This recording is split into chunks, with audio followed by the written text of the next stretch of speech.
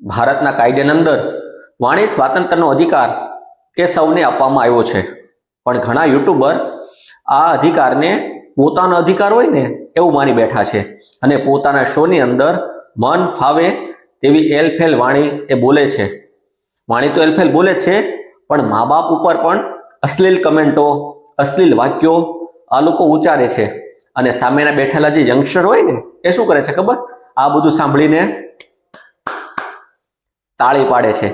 આ સાહેબ, આ તાળી છે ને આ તમારા મા બાપ ઉપર એક તમાચો છે કે તમે ત્યાં જઈને આવા શોની અંદર બેઠા છો અને તાળી પાડો છો, અને જે બોલે છે ને એના મા બાપ ઉપર પણ એક જોરદારનો તમાચો છે કે પોતાના દીકરાને આવું બોલે છે છતાં પણ એ કંઈ કહેતા નથી. પણ શું કામ કે સાહેબ? કરોડો રૂપિયાની કમાણી આવું બોલીને તો થાય છે.